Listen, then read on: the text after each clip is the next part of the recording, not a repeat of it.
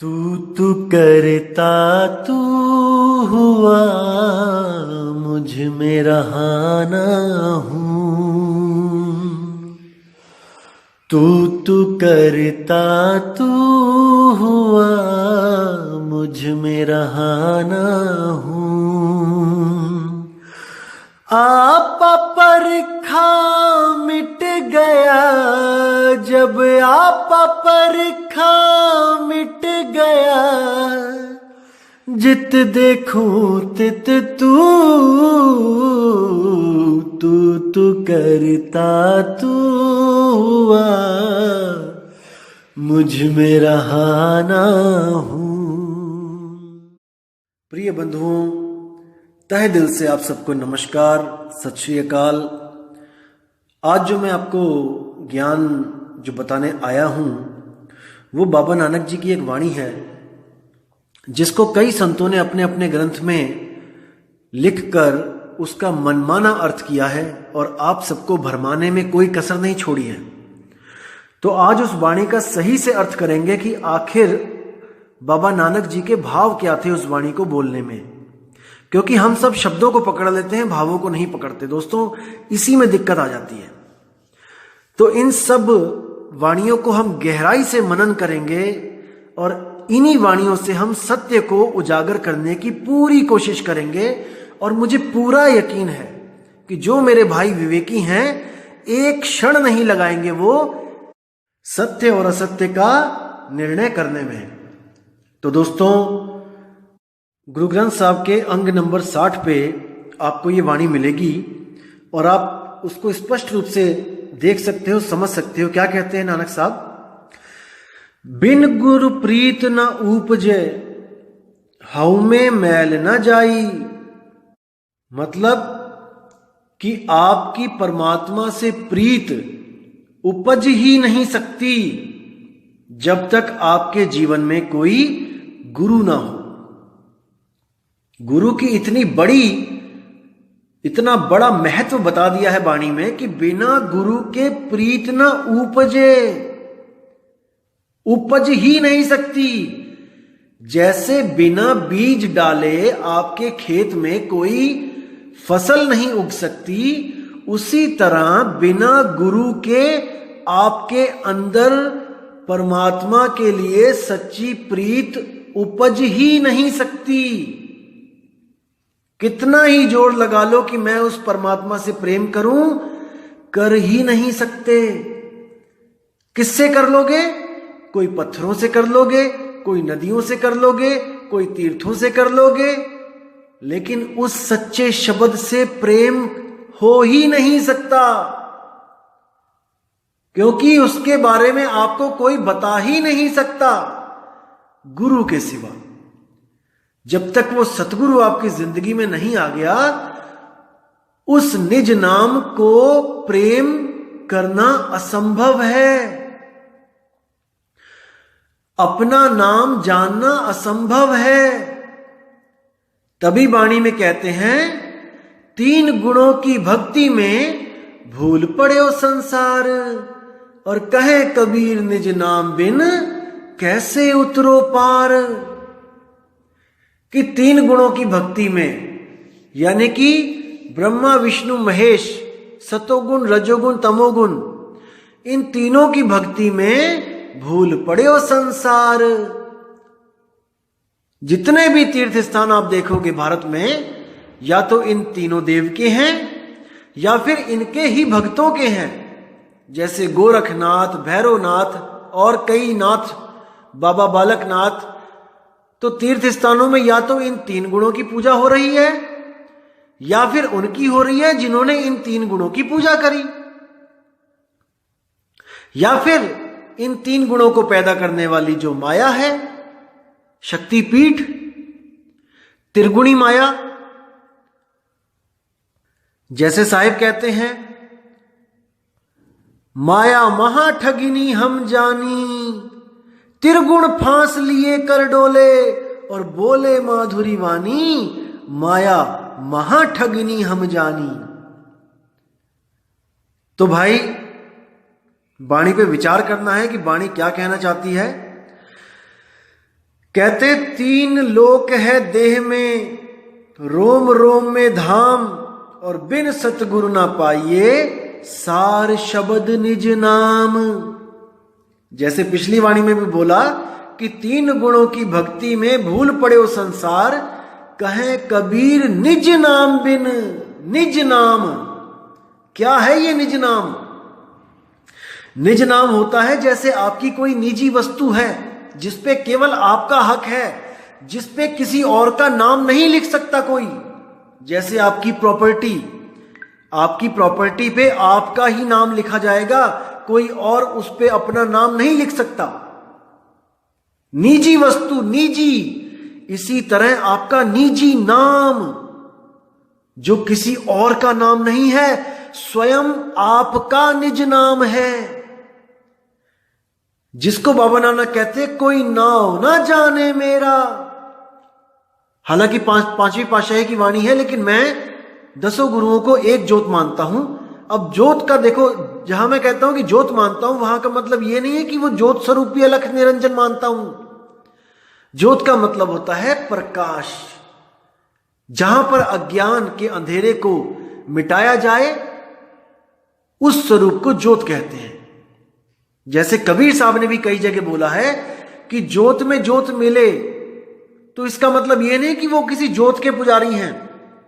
मेरे एक सिख भाई ने पिछली ऑडियो में मुझे कमेंट किया था कि आपने शायद ठीक से समझा नहीं कि कबीर साहब क्या कहना चाहते हैं। कबीर साहब कहते हैं ओ अंकार आद में जाना। इसको जो वाणी को पढ़ के उन्होंने बोला कि इस पेज को पूरा पढ़िए, मैं आपको उसका भी अर्थ बताना चाहूंगा, क्योंकि एक नई ऑडियो बनाने से पूरी उसी पेज पर इतना बताना काफी है कि वो क्या कहना चाह रहे हैं। दोस्तों, मैंने पिछली ऑडियो में आपको बताया था कि वस्तु एक है, उसी के अनंत नाम है। चाहे उस वस्तु को, देखो वस्तु को जानना पड़ेगा पहले। अगर बिना जाने आप नाम पे अटकोगे तब बात नहीं बनेगी। पहले आप वस्तु को जान लो, फिर आप उस वस्तु का कोई भी नाम रख लो, कोई दिक्कत नहीं है। समझो, कबीर साहब कहते हैं ओ अंकार आदि में जाना। तो कुछ लोग, भाई लोग भ्रमित हो जाते हैं कि नहीं, देखो कबीर साहब कह रहे हैं ओ अंकार आदि में जाना, यानी कि आदि में ओ अंकार था। कौन सा? जो किताबों में लिखा हुआ है। दोस्तों, इसको समझना। वो भ्रमित होकर कह देते हैं कि देखो ओ अंकार लिखा है, यानी कि ओ अंकार जो मैं लिख रहा हूं, जो वाणियों में लिखा हुआ है, वही आदि है। नहीं दोस्तों, आगे देखो क्या लिखा है। ओ अंकार आदि में जाना, लिखे और मेटे ताही ना माना। कितना स्पष्ट कह दिया कि अगर उसको लिख के मेटने वाला ओ अंकार कोई समझता है तो मैंने उसको नहीं बोला है। कितना स्पष्ट है। और आगे बोला गया है कि ज्योति में ज्योत समाना, इसका मतलब ये नहीं कि किसी ज्योत में समा जाना है, किसी पतंगे की तरह उस ज्योत में समा के मर जाना है। ज्योत में ज्योत समाने का मतलब होता है आप 2 ज्योत को लगा के देखिए, बिल्कुल साथ में जोड़ के देखिए, आपको पता भी नहीं लगेगा कि ये 2 ज्योत कब एक हो जाएगी। उसमें कोई भेद नहीं कर सकता कि ये 2 ज्योत है कि एक है। ये सांकेतिक ज्ञान बोला गया है, ना कि किसी ज्योत के बारे में बोला गया है कि हमने किसी ज्योत में समा जाना है। जैसे कबीर साहब की वाणी है, तू तू करता तू भया मुझ में रहा ना हूं। फिर क्या कहते हैं, राम कबीरा एक भय है कोई ना सके पछाणी। ये भेद की बातें हैं, ये भाव की बातें हैं। आपने भाव को पकड़ना है। गलती से आप शब्दों को पकड़ रहे हो मेरे भाई, शब्दों को पकड़ रहे हो। जब आप वस्तु को जान जाओगे, चाहे उसको ओंकार कहो, चाहे उसको ब्रह्मा कहो, चाहे उसको विष्णु कहो, चाहे उसको जो मर्जी कहो, लेकिन जानने के बाद जब आप उसको जान जाओगे तो जो मर्जी कहो। जैसे गरीबदास जी ने अपनी वाणी में कई जगह कहा है कि आदि गणेश मनाओ। अब इसका मतलब ये नहीं कि वो गणेश की बात कर रहे हैं जो भोले शंकर और पार्वती के बाद पैदा हुआ है। उन्होंने बोला है आदि गणेश मनाओ। आदि कौन है? आद सच, जुगाद सच, है भी सच, नानक होसी भी सच। उस आदि गणेश को यानी उस परमपिता परमात्मा को ध्याने की बात हो रही है। लेकिन लोग केवल शब्दों को पकड़ लेते हैं कि देखो गणेश लिखा है तो इसका मतलब वो सूंड वाले गणेश की बात कर रहे हैं। दोस्तों उसके आगे आदि भी लिखा है, आपको वो क्यों नहीं दिख रहा है? आदि का मतलब ये सृष्टि भी नहीं थी, कुछ भी नहीं था, ना धरती ना आकाश ना पाताल ना देव ना देवता, कुछ भी नहीं। उस वक्त जो आदि गणेश था उसको मनाने की बात कह रहे हैं। तो इन भावों को समझो मेरे दोस्त, मेरे भाई। अगर इन भावों को आपने समझ लिया तो दोस्तों वो दिन दूर नहीं है जब आप भी कहोगे कोई नाव ना जाने मेरा। उसको समझो मेरे भाइयों, समझो वक्त अभी है। अगर ये वक्त निकल गया हाथ से तो दोस्तों कुछ हाथ पल्ले नहीं रहेगा। अभी है समय, अभी समय है। और मैं उन दोस्तों से, उन भाइयों से बहुत माफी मांगना चाहूंगा जिनको मैंने गुरुजी का एड्रेस नहीं दिया। उन लोग ने 20-20 मेल भेज दी मुझे कि एड्रेस दे दो, प्लीज एड्रेस दे दो, लेकिन मैंने नहीं दिया। मैं माफी चाहूंगा, लेकिन मैं आपका भला जानता हूं दोस्तों। मुझे पता है कि आपका भला कहां पे है। मैं नहीं चाहता कि किसी कच्चे घड़े में पानी आए और उसका भी वो हाल हो जाए जो एक स्वयंभू आत्मज्ञानी का हो चुका है। मैं नहीं चाहता कि कच्चा घड़ा पानी में टूट जाए, नहीं। मैं चाहता हूं कि आप इतने पक्के हो जाओ, इतने मजबूत हो जाओ कि आपके पास 1% भी भ्रम ना भटके, 1% भी संशय आपके मन में ना रहे। तब अटल होकर आप आना। जैसे कोई लड़का किसी लड़की से शादी करता है या कोई लड़की किसी लड़के से शादी करती है, दोस्तों जब तक शादी का बंधन बंध ना जाए उनमें अटल विश्वास होता है एक दूसरे के प्रति, तभी तो वो एक दूसरे से शादी करना चाहते हैं। अगर शादी से पहले हल्की सी भी उनके कान में कोई भनक पड़ जाए कि ये लड़का ठीक नहीं है या ये लड़की ठीक नहीं है, दोस्तों भले वो शादी कर दें, लेकिन उनमें वो प्रेम कभी नहीं जाग सकता जो तब जागता जब वो दोनों के बारे में कोई संशय नहीं होता उनके मनों में। इस बात को समझो। मैं नहीं चाहता कि कोई मेरा भाई जल्दबाजी में नाम ले और फिर उसको बाहर से कहीं कोई ऐसी चीज पता लगे और उसको भ्रम आ जाए कि नहीं शायद वो ठीक है। दोस्तों सत्य एक होता है, इसीलिए मैं संतों की सब वाणी आपके सामने खोल के रखना चाहता हूं ताकि आपको भ्रमित करने वाला इस दुनिया में कोई पैदा ना हो। आप इतने मजबूत हो जाओ दोस्तों कि आप स्वयं विवेक कर सको कि मेरे लिए क्या सही और क्या गलत है। बस मैं यही चाहता हूं। और आपको बताना चाहूंगा, जिन लोगों को मैंने एड्रेस दिया भी था वो लोग बहुत दूर दूर से आए भी थे, लेकिन दोस्तों उनको भी नाम नहीं दिया गया, क्योंकि मैंने आपको पहले ही बताया था कि हमारा पंथ, हम लोग भीड़ इकट्ठी करने नहीं आए हैं। आप किसी भी पंथ में चले जाओ, जिस दिन आप कह दोगे कि मुझे नाम दे दो गुरुजी, एक पल नहीं लगाएंगे, आपको नाम से जोड़ेंगे और आपको अपना शिष्य बना लेंगे। दोस्तों फिर बोल रहा हूं कि हमें शिष्यों की कोई भूख नहीं है। इस पंथ को आपकी जरूरत नहीं है, बिल्कुल नहीं है। इस पंथ को केवल उसकी जरूरत है जो सच में सत्य को जानना चाहता है, जानना चाहता है, जो सच में सत्य को पाना चाहता है। और हमें पूरा यकीन है कि उस शिष्य को, उस खोजी आत्मा को 100 बार भी धक्का दे के आश्रम से निकाला जाएगा, दोस्तों वो वहीं पर आएगा दोबारा, 100% वहीं आएगा।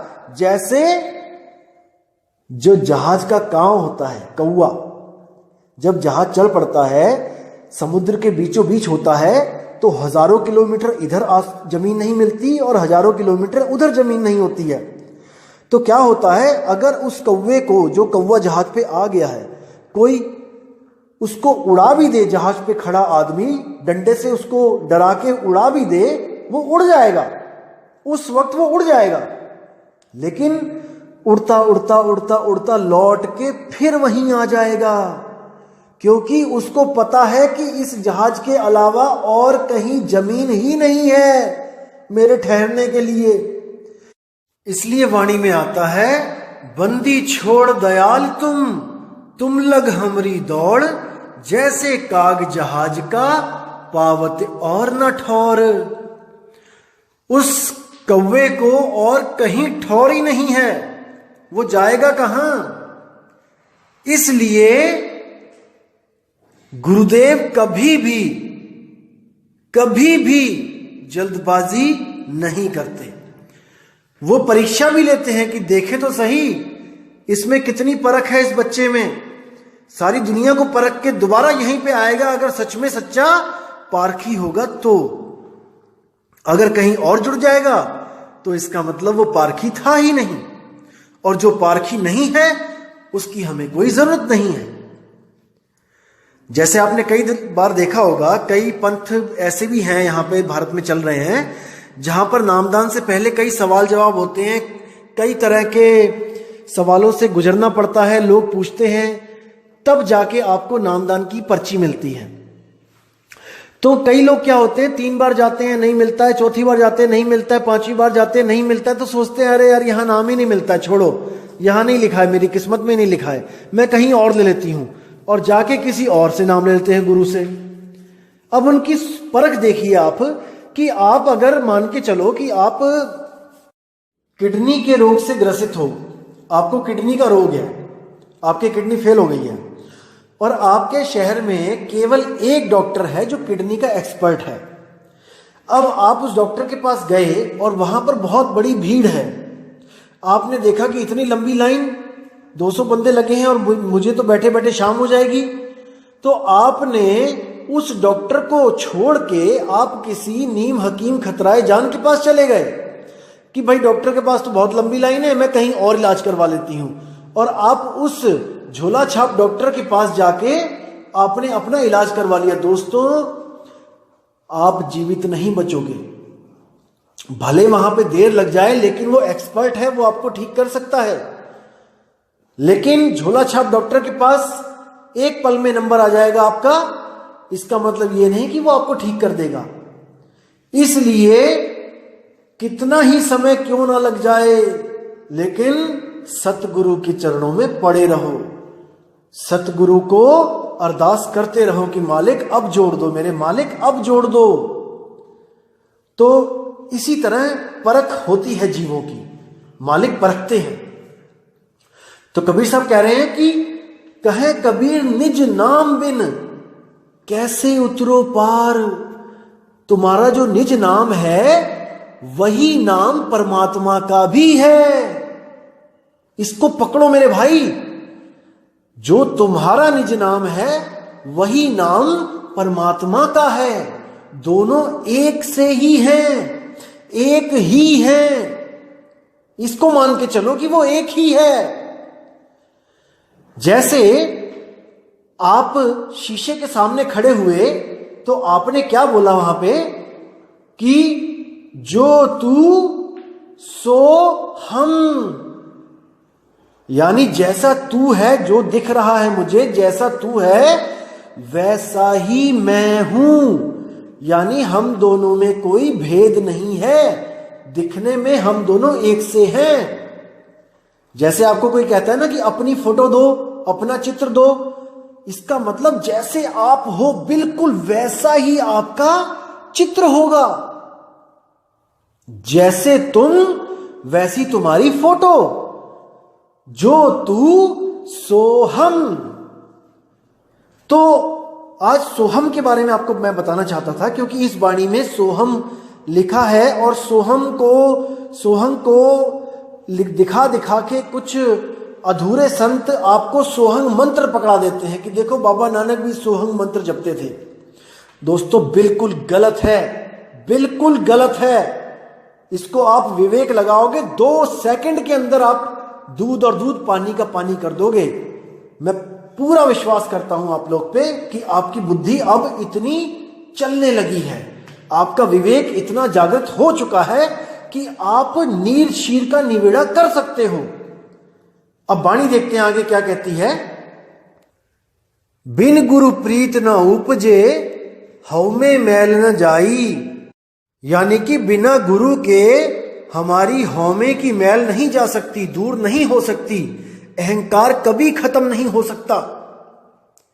जैसे हम मंदिर में दर्शन करने भी जाते हैं, कोई बड़ा आदमी जाता है तो अहंकार लेके जाता है, वो लाइन में नहीं लगना चाहता कि मैं किसी आम भगत के पीछे लगूं, वो अपने अहंकार को साथ में लेके जाता है और अपना आई कार्ड दिखाता है कि मैं सीएम हूं, मैं पीएम हूं, मैं डीएम हूं, मुझे अलग से दर्शन, फास्ट दर्शन करा दिए जाएं। तो ये हौमे की मैल कभी नहीं दूर हो सकती दोस्तों बिना गुरु के। तो क्या कहते हैं, सोहम आप पछाणिए शब्द भेद पति आई। कितनी प्यारी वाणी है कि तुम सोहम को मंत्र मत समझो, सोहम आप पछाणिए, यानी कि खुद को सोहम पहचानो कि तुम ही सोहम हो। एक बहन ने कमेंट में बड़ा अच्छा लिखा कि क्या सोहम हम ही हैं। मैंने उसको पढ़ा और मुझे इतनी खुशी हुई कि देखो जागृति, देखो आत्मा की, कितने प्यार से लिखा। उसने पूछा मुझे कि क्या सोहम हम खुद हैं। हाँ मेरी बहन, हम ही सोहम हैं, हम ही सोहम हैं। जैसा तू वैसे हम, जो तू सो हम। समझो, कबीर साहब से पहले सब जितने भी ऋषि मुनि, पीर पैगंबर, ये सब सोहम का जाप करते थे। लेकिन कबीर साहब ने जाप नहीं बोला। कबीर साहब के आने से पहले भी सोहम था यहां पे, लेकिन वो एक मंत्र था, उसको जपा जाता था। जैसे आप शिव सूर्योदय में पढ़ोगे या फिर आप गरुड़ पुराण में पढ़ोगे, इनमें सोहम मंत्र है, लेकिन गुप्त रूप में है, आपको दिखाई नहीं देगा। जब मैं दिखाऊंगा तब दिखेगा। कई लोग कहते हैं ना कि सोहम मंत्र 52 अक्षर वाले किसी ग्रंथ में नहीं है, यानी कि संस्कृत के शब्दों वाले किसी ग्रंथ में नहीं है। दोस्तों मैं दिखाऊंगा, मैं फोटो भी भेजूंगा उसकी, आप उस पर परख करना। वो गुप्त रूप से दिखाया गया है उसमें, लेकिन उसको उजागर जरूर करूंगा मैं, और आप समझ जाओगे कि वो क्या चीज है। सोहम ही है। तो क्या कहते हैं, कबीर साहब कहते हैं कि सोहम जपो नहीं भाई, सोहम तुम खुद हो। तो साहिब कहते हैं सोहम शब्द हम जग में ले आए, और सार शब्द हमने गुप्त छुपाए। यानी कि सोहम शब्द हम जग में ले आए, यानी कि आत्मा का ज्ञान मैं जग में लेके आया हूं। नहीं तो बड़े से बड़ा देव भी ओमकार का जाप कर रहा था, बड़े से बड़ा भगवान किसी ना किसी मंत्र का जाप कर रहा था। लेकिन सोहम शब्द हम जग में ले आए, ये आत्मा का ज्ञान मैं इस जग में लेके आया हूं, नहीं तो कोई भी आत्म ज्ञान को प्राप्त नहीं हो सकता। ये मैं ही हूं जो सब संतों को गुरु रूप में मिलता हूं और उनको उनका ही नाम दे देता हूं। दादू जी को मिले, गरीबदास जी को मिले, धर्मदास जी को मिले। धर्मदास तो 100 साल के बाद पैदा हुए, जब कबीर साहब यहां से जा चुके थे। गरीबदास जी देखो कब पैदा हुए हैं, और कबीर साहब कब गए हैं। 1.5, 2 साल, 3 साल, 300 साल का फर्क है। और अब मदन साहिब देखो, 1843 में मदन साहिब को कबीर साहब आके मिले। कब गए हुए थे कबीर साहब, देखो 120 साल पूरे करके कब चले गए थे, लेकिन वो आते हैं जीवों के कल्याण के लिए। बाबा नानक को बेई नदी पे मिले गुरु रूप में, वहां पर उनको नाम दिया।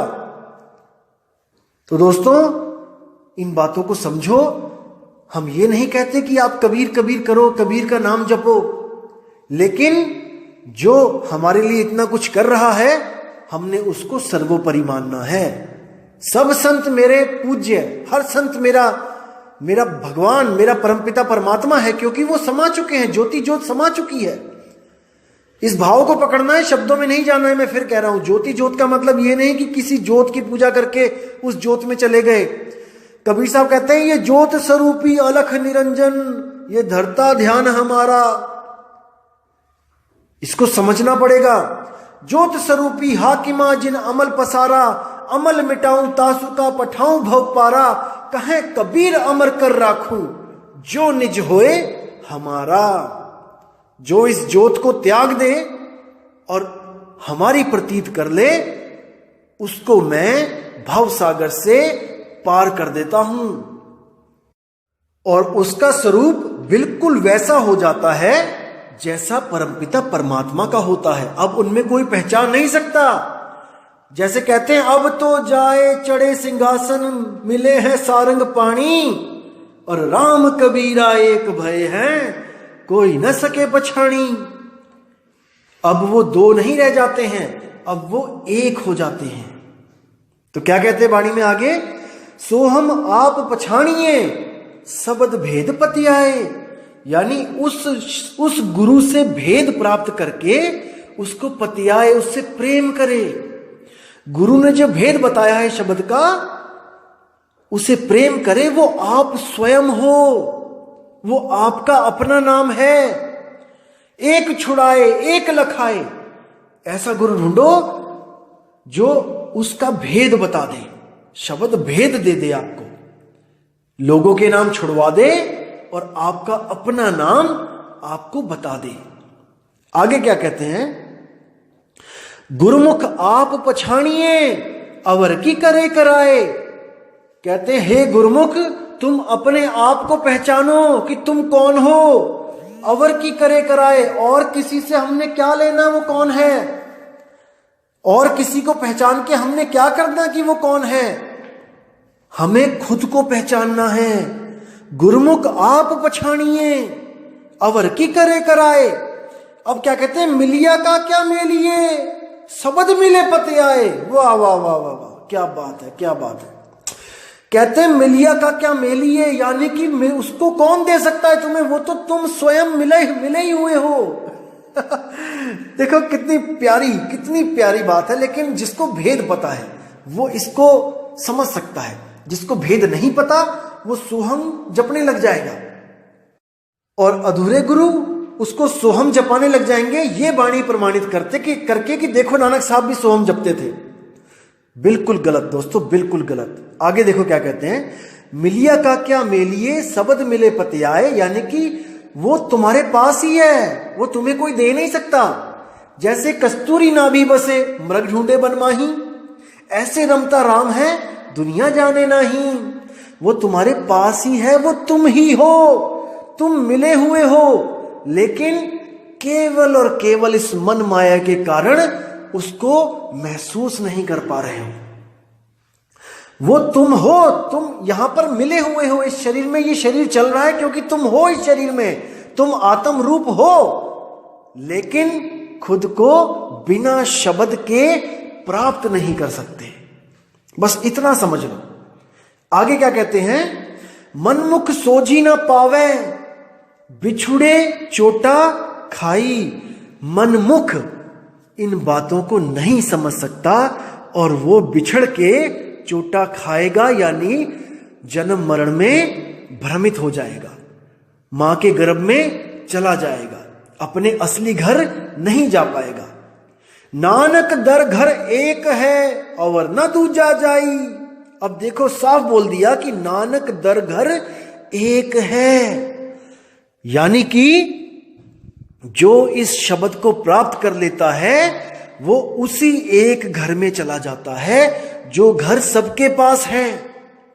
सबके पास है, कहीं जाना नहीं है, कहीं सतलोक अलखलोक अगमलोक नहीं जाना है। एक घर को छोड़ के दूसरा घर, दूसरा घर को छोड़ के तीसरा घर, वो सबके पास है। उसी शब्द में सुरती को समाना है और वही शब्द गुरु उसका असली घर है। अब कई लोग मुझे कहते हैं कि आप बोलते हो कि सतनाम स्थान है जहां पे सुरती समाएगी और सतनाम ही परमात्मा है, जैसे दिल्ली एक स्थान भी है, दिल्ली एक परमात्मा यानी एक इंसान भी है, ऐसा कैसे हो सकता है, कई लोग कहते हैं। दोस्तों आपको बताना चाहूंगा, जो मां है, मां का उदाहरण दूंगा, जो मां है वो एक इंसान है, लेकिन मां की गोद एक स्थान है। समझो मेरे भाई, मां एक इंसान है और मां की गोद एक स्थान है। जब बच्चा वो गोद में रखती है तो उसको पूछा जाता है कि बच्चा कहां पे रहता है, कहां पे है इस वक्त, कहां पे बैठा है, तो मां की गोद में बैठा है। दोस्तों बैठा तो स्थान पे ही जाता है ना, लेकिन स्थान होते हुए भी वो मां है, वो इंसान है। इसी तरह शब्द वो परमात्मा भी है, वो स्थान भी है जहां पे श्रुति को जाके ठहरना है। गहराई से समझो, समझ में आएगी ये बात दोस्तों, आएगी। इतने विवेकी आप हो चुके हो कि इस बात को आप समझ सकते हो।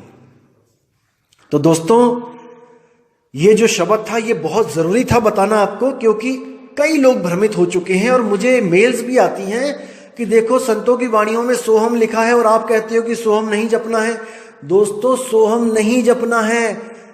संतों का सोहम और जोगियों का सोहम अलग अलग है। जोगियों का सोहम मंत्र है और संतों का सोहम अपना आत्म रूप है। इसको समझो, जोगियों का सोहम श्वासों पे चलता है और संतों का सोहम श्वासा से भी न्यारा, श्वासों की भी जरूरत नहीं है। श्वास से तो शरीर कायम है, आत्मा को श्वासों की कोई जरूरत नहीं है। आत्मा बिना श्वासों के भी अमर है। इसको समझो मेरे भाई, और पूरी उम्मीद है मुझे आप समझ चुके हो। तो दोस्तों इसी के साथ मैं वाणी पे विराम देता हूं और अगली ऑडियो बहुत जल्द भेजूंगा। और जो मेरे भाई कह रहे हैं कि कर नैनो दीदार महल में प्यारा है का पार्ट 2 और 3 जल्दी बनाओ, दोस्तों बहुत सी ऐसी बातें हैं जो आप जब तक नहीं समझ गए आप उन चीजों में कंफ्यूज हो जाओगे। वो मैंने आपको बताया था कि वो वाणी सबसे इंपॉर्टेंट वाणी है जिसमें हर भेद बता दिया गया है, लेकिन आपके कंसेप्ट बहुत से क्लियर करने हैं मैंने, ताकि आपको वो वाणी पूरी अच्छी तरह समझ आए। इसलिए मैं नहीं चाहता कि मैं उस वाणी को पहले बना दूं और आप कंफ्यूज हो जाओ। उससे पहले बहुत से कॉन्सेप्ट क्लियर करने हैं मैंने आपके, ताकि आपको बिल्कुल पानी की तरह वो वाणी समझ में आए। तो दोस्तों आपसे मैं अब विदा चाहूंगा और मालिक से अरदास करूंगा कि आपके विवेक में बढ़ोतरी करता ही जाए, करता ही जाए, और आप सत्य की तरफ बढ़ते जाओ, बढ़ते जाओ। बस यही मेरे दिल की अरदास है कि हर मेरे भाई को सत्य से रूबरू मेरा मालिक जल्दी करवाए, ताकि आप सबका जन्म मरण जीते जी खत्म हो जाए। जीते जी, मरने के बाद नहीं दोस्तों, जीते जी पाना है उसको, तभी तो आप गवाही दोगे कि हां मैं मुक्त हूं। मरने पे कोई मुक्त नहीं हुआ है। तो दोस्तों विदा चाहता हूं अब। जय गुरु बंदी छोड़ मदन साहिब, जय गुरु बंदी छोड़ वैराग साहिब, जय जय बंदी छोड़ सतगुरु सत्य कबीर साहिब की सदा ही जय हो। साहिब बंदगी सतनाम, सत श्री अकाल।